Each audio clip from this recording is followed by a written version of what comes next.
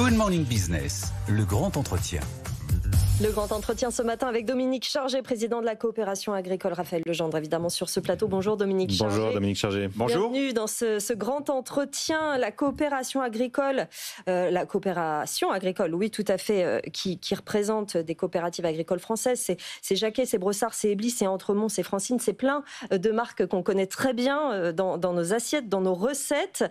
En pleine négociation commerciale, ce que vous dites, c'est qu'elles sont très difficiles cette année et que la pression mise par les distributeurs pour faire baisser les prix est beaucoup trop forte, que ce n'est pas viable. Alors ce sont effectivement une marque sur trois, je tiens à le préciser, et la particularité de ces marques, c'est qu'elles appartiennent aux agriculteurs à travers leurs coopératives, et donc la valeur de ces marques va directement chez les agriculteurs. Oui, les négociations commerciales cette année sont tendues, elles le sont traditionnellement. Elles le sont particulièrement cette année pour des facteurs qui sont liés au fait qu'elles soient inédites. Nous avons une concentration très forte de la distribution. Nous avons aujourd'hui pratiquement trois centrales d'achat qui représentent 80% du marché de la grande distribution. Ce qui veut dire que moi je considère qu'on est aujourd'hui quasiment pour certaines entreprises en limite de dépendance économique. Vous pouvez avoir 20-30% de votre chiffre d'affaires qui peut dépendre d'une seule centrale. La deuxième raison, c'est qu'effectivement on a une tentative de délocalisation de la négociation par, la délocalisation vers d'autres capitales européennes, avec une vraie, ambition, en tout cas initiative de vouloir échapper à la réglementation française, et puis surtout mettre nos produits français en concurrence avec des produits d'origine européenne, mais qui ne respecteraient pas forcément nos standards de production. Et donc il y a là quelque part un dysfonctionnement de la part des distributeurs à qui moi je demande aussi de faire un peu de patriotisme alimentaire parce qu'il faut protéger notre chaîne alimentaire aujourd'hui. Mais ça, Dominique Chargé, ça veut dire que les lois qui ont été mises en place, les lois Egalim notamment, qui assurent un seuil de revente au minimum 10% supérieur à votre coût de revient, les producteurs ne sont pas efficaces ? Les lois Egalim, elles ont mis le SRP, elles ont mis l'encadrement des promos. Ce sont des sujets dont nous avions besoin, qui ne changent pas forcément la face du monde. Je rappelle juste que le SRP à 10%, c'est le seuil de revente à perte, qui doit être, il devait 10% au-dessus de votre prix de vente pour ne pas pressurer les prix justement sur les producteurs. C'était censé vous protéger. En fait, on imposait aux distributeurs de revendre avec 10% minimum de marge, avec un espoir qui n'a jamais été concrétisé, qui était que ces 10% ruissellent vers le monde de la production et de l'agriculture, ce qui n'a jamais été avéré. Pourquoi ? En revanche, parce qu'il n'y a pas de contrainte réglementaire à le faire, que c'était simplement sur la bonne volonté des distributeurs qui ne l'ont pas fait, et qui l'ont surtout fait au profit de leur marque de distributeur. C'est-à-dire ils se sont servis de ce SRP, de ces 10%, pour plutôt diminuer les besoins de marge sur leur produits de marque de distributeurs. Donc il y a eu une péréquation interne, il n'y a pas eu de ruissellement vers le monde de l'agriculture et vers le monde des entreprises qui avaient besoin de cette masse financière. Et le deuxième point sur Egalim, juste pour compléter, c'est que Egalim consacrait aussi la sanctuarisation de la matière première agricole. Et ça, c'est le troisième point qui nous pose problème aujourd'hui dans les négociations, c'est que ça n'est pas respecté, ou en tout cas, quand c'est pris en compte en demandant une compensation sur les autres coûts de production qui sont les coûts industriels. Ça veut dire que la sanctuarisation de la matière première agricole se ferait au détriment, de l'économie des entreprises agroalimentaires, des entreprises des territoires, des TPE-PME, de nos coopératives que je représente, et qui sont extrêmement fragilisées déjà et que nous devons aussi protéger pour protéger notre chaîne alimentaire. Vous pointez aussi du doigt les importations massives sur certains produits, les fruits et légumes par exemple, qui viennent d'Espagne, de Maroc. On n'en produit plus assez. Nous, pourquoi on est dans cette situation réellement ? On est dans cette situation parce que depuis 20 ans, nous nous sommes mis des contraintes réglementaires, administratives. Nous avons aussi un énorme déficit de compétitivité. Nous avons par exemple un gros problème avec la disponibilité et l'accès à l'eau. Alors que pour produire des légumes, pour produire des fruits, il faut cet accès à l'eau. Nous avons aussi un certain nombre de difficultés par rapport à garder des solutions qui nous permettent de protéger nos cultures. Et donc effectivement, le Maroc et l'Espagne l'Espagne plutôt, et le Maroc sont devenus un peu le potager et le verger de la France, mais aussi de l'Europe. Aujourd'hui, on importe 50% des légumes que nous consommons, 40% des fruits. Dans un autre registre, qui est celui des productions des protéines animales, nous importons aussi 50% des poulets que nous consommons. Nous importons 25% de la viande bovine que nous consommons.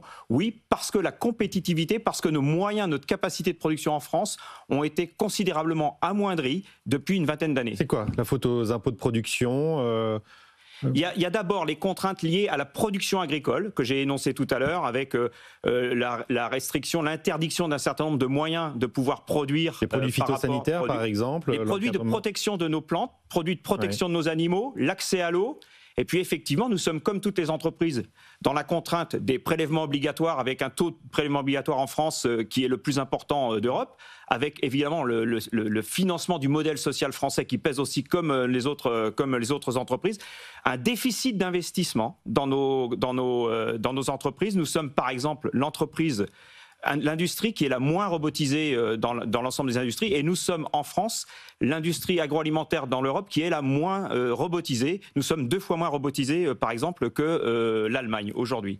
Donc nous avons un vrai déficit de compétitivité qui est aussi lié au fait que nous sommes dans une controverse sociétale aujourd'hui sur l'ensemble de nos activités de production et de transformation. C'est l'agribashing que vous dénoncez. Tout le monde veut consommer local. On est toujours là-dedans. Tout le monde veut consommer local. Tout le monde veut consommer un bon produit d'origine française. Simplement, dès lors qu'on veut monter une serre, construire un verger, oui. Construire un bâtiment d'élevage, eh bien, il y a une controverse sociétale sur les territoires. Dès lors qu'on veut mettre une usine, parce qu'il faut aussi transformer ces produits sur nos territoires, il y a une controverse sociétale. Il y a une complexité réglementaire, complexité administrative, complexité sociétale qui nous empêche aujourd'hui et qui démobilise les agriculteurs. Donc nous, ce qu'on veut, c'est être aujourd'hui dans ce salon d'agriculture qui s'ouvre, être un salon dans lequel nous réenclenchons cette dynamique de souveraineté alimentaire, cette dynamique de production agricole. Est-ce que les efforts qui ont été faits dernièrement pour l'agriculture ne sont pas des signaux positifs? La loi d'orientation agricole qui vient d'être adoptée par le Sénat, qui réaffirme la souveraineté alimentaire, qui est un intérêt fondamental de la nation. Il y a aussi, dans le budget 2025, l'agriculture qui bénéficie de 500 millions d'euros d'allègement de charges. Est-ce que ce ne sont pas des signes positifs, des efforts qu'il faut souligner? Si, cette loi d'orientation, j'allais dire, elle arrive à point nommé. Elle arrive à point nommé, même si on l'attend depuis 2 ans, mais effectivement, elle consacre à la fois l'agriculture comme étant d'intérêt général majeur pour la France. Elle consacre aussi la préservation de notre souveraineté. Elle affirme en tout cas la préservation de notre souveraineté alimentaire. J'allais dire, oui. Elle arrive à un point...